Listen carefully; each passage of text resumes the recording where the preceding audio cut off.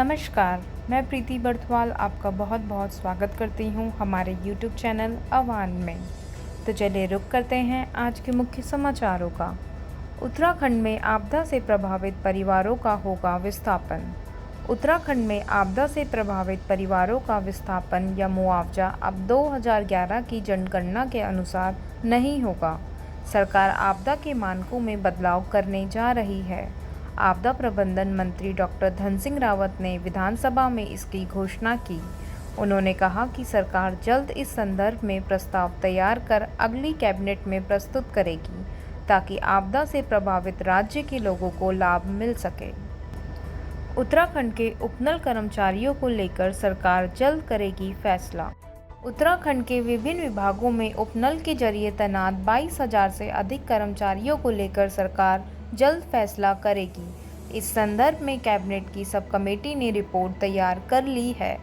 सैनिक कल्याण मंत्री गणेश जोशी ने मानसून सत्र के तीसरे दिन विधानसभा में कहा कि सरकार उपनल कर्मियों के हितों के लिए काम कर रही है। उत्तराखंड में MBBS और BDS इंटर्न को मिलेगा 17,000 स्टाइपेंड। उत्तराखंड के सरकारी मेडिकल कॉलेजों में इंटर्नशिप कर रहे राज्य के MBBS और BDS इंटर्न को 17,000 रुपये स्टाइपेंड के रूप में मिलेंगे। सरकार ने पूर्व में स्टाइपेंड बढ़ाने का निर्णय लिया था, लेकिन धनराशि 15,120 रुपये कर दी थी, जबकि MBBS इंटर्न इसका विरोध कर रहे थे। उत्तराखंड भाजपा ने सभी 70 विधानसभा क्षेत्रों में की पार्टी के प्रभारियों की तैनाती। विधानसभा चुनाव की तैयारियों को लेकर प्रदेश भाजपा ने सभी 70 विधानसभा क्षेत्रों में पार्टी के प्रभारियों की तैनाती कर दी है। प्रदेश अध्यक्ष मदन कौशिक और प्रदेश महामंत्री संगठन अजय कुमार के निर्देश पर विश्व प्रभारियों की सूची जारी कर दी गई है। एम्स ऋषिकेश में राज्य भाषा हिंदी को दिया जा रहा है बढ़ावा। एम्स में सभी बोर्ड, साइन बोर्ड, सूचना पत्र में हिंदी और अंग्रेजी दोनों ही भाषाएं लिखी हैं। एम्स में विश्व स्तरीय चिकित्सक भी मरीजों के साथ बातचीत के दौरान हिंदी भाषा का ही अधिक प्रयोग करते हैं। यहाँ तक आम बोलचाल में भी हिंदी भाषा का प्रयोग किया जाता है। लुधियाना से बिहार गोरखपुर की 2 निजी बसों को रुद्रपुर रामपुर बॉर्डर पर किया गया सीज। पंजाब के लुधियाना से बिहार गोरखपुर के लिए मजदूरों को लेकर निकली 2 निजी बसों को RTO ने रुद्रपुर रामपुर बॉर्डर पर सीज कर दिया, जिससे 200 मजदूर फंस गए।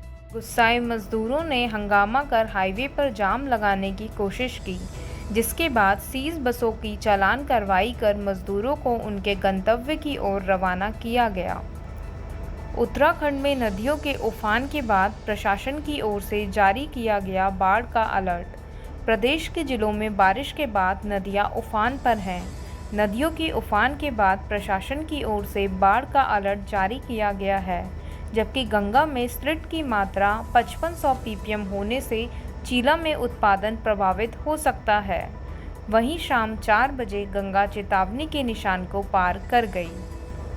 आम आदमी पार्टी के 6 कार्यकर्ताओं के खिलाफ पुलिस ने किया मुकदमा दर्ज। कोटद्वार में मंगलवार को जुलूस निकालने के मामले में पुलिस ने आम आदमी पार्टी के 6 कार्यकर्ताओं के खिलाफ विभिन्न धाराओं में मुकदमा दर्ज किया है। आम आदमी पार्टी के कार्यकर्ताओं ने लाल बत्ती चौक से लेकर झंडा चौक तक पुलिस अधिकारियों के खिलाफ प्रदर्शन किया था। अंतर्राष्ट्रीय शूटिंग दिव्यांग खिलाड़ी दिलराज कौर को इंसाफ दिलाने के लिए उनकी मां ने किया विधानसभा कूच। अंतर्राष्ट्रीय शूटिंग स्पर्धाओं में 24 गोल्ड, 8 सिल्वर, 3 ब्रॉन्ज मेडल जीतने के बावजूद शूटर व दिव्यांग खिलाड़ी दिलराज कौर को इंसाफ दिलाने के लिए उनकी बुजुर्ग मां गुरदीप कौर बुधवार को अकेले विधानसभा कूच के लिए पहुंच गईं। गुरदीप कौर ने कहा कि अंतर्राष्ट्रीय प्रतियोगिताओं में दिलराज कौर ने देश और प्रदेश का नाम रोशन किया, लेकिन उन्हें सिवाय उपेक्षा के कुछ नहीं मिला। उत्तराखंड में बारिश ने हवाई सेवाओं पर भी डाला असर। 4 फ्लाइट्स हुई वापस। उत्तराखंड में 24 घंटे से लगातार हो रही बारिश ने आम लोगों के साथ ही हवाई सेवाओं पर भी असर डाला है।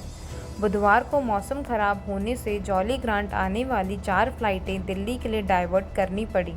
यहाँ दिल्ली, लखनऊ, प्रयागराज और मुंबई से आ रही फ्लाइटें नहीं उतर पाईं।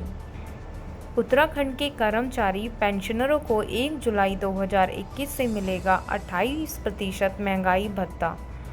मुख्यमंत्री पुष्कर सिंह धामी ने बुधवार को विधानसभा सत्र के दौरान सदन में कोविड के कारण फ्रीज महंगाई भत्ते को बहाल करते हुए 11% महंगाई भत्ता बढ़ाने की घोषणा की। इस घोषणा के बाद राज्य कर्मचारियों व पेंशनरों को 17% के स्थान पर 28% महंगाई भत्ता मिलेगा। कोरोना टीका लगवाने वाले लोगों को अब स्लॉट बुक करना नहीं होगा अनिवार्य। स्वास्थ्य विभाग के अधिकारियों के मुताबिक अब टीका लगवाने वाले लोगों को आधार कार्ड लेकर टीकाकरण केंद्रों पर जाना होगा, जहां न सिर्फ उनका पंजीकरण किया जाएगा वरन टीका भी लगाया जाएगा। ऋषिकेश बद्रीनाथ हाईवे जगह जगह मलबा आने से हुआ अवरुद्ध। बुधवार को हुई तेज बारिश से ऋषिकेश बद्रीनाथ हाईवे मलबा आने से अवरुद्ध हो गया। PWD NH खंड की मशीन एक जगह पर मलबा हटाकर यातायात बहाल करती तो दूसरे स्थान पर हाईवे बाधित हो रहा था। शाम करीब 4:30 बजे हाईवे पर यातायात बहाल हो पाया। इसी के साथ आज के मुख्य समाचार समाप्त हुए। दीजिए इजाज़त। नमस्कार।